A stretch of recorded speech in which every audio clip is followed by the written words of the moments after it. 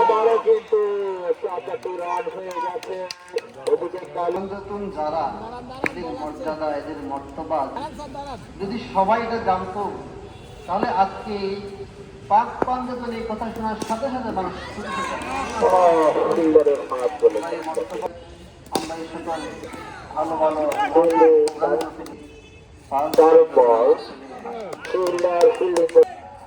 বল হচ্ছে দারুণ বল। এবার কিন্তু স্কোয়ার পাস করে স্কোয়ার ড্রাইভ করেছেন, স্কোয়ার দিয়ে ৪৪ রান।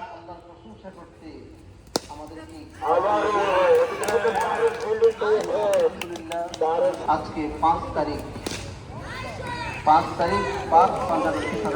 তুষারের মান সকলের আরেকবার পড়ি আলহামদুলিল্লাহ। এবার কিন্তু উইকেটের চারদিকে মারছে গত মাহফিলের দারুণ ফিল্ডিং গিয়েছে খাবারে, দারুণ বল হাতে সাথে ফিল্ডিংও দারুণ। বোলার কিন্তু দেখা যাক আমাদেরকে কোনো কোনো উড়িয়ে দিতে আমাদেরকে সৌভাগ্য সবার এই সৌভাগ্য সবার হয় না। দারুণ আছে। এবারকে পাক পাঞ্জাতন মানে কি? হয়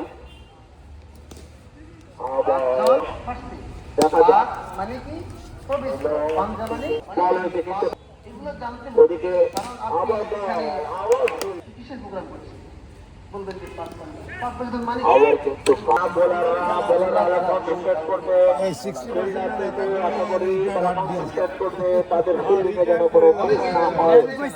ওদিকে বোলিংয়ে মাহমুদ দুজন দিলে অল্টা হইতো বাবা।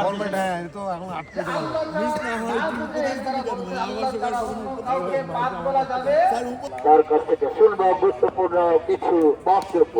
ওদিকে কিন্তু কথা বলতে বলতে ৪৪ রানের পার জিম্বুছার হয়েছে, আবারও কিন্তু ৪-এর পার। ওদিকে কি বলবেন আমাদের খোদা বাক্স?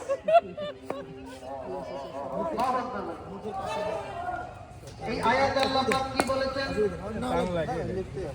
আল্লাহ পাক রব্বুল আলামিন বললেন, ইরশাদ করলেন, ঘোষণা করলেন, ইন্নামা ইউরিদুল্লাহু লিইউযহিবা আনকুমুর রিজসা আলাল বাইত আলাল চাম।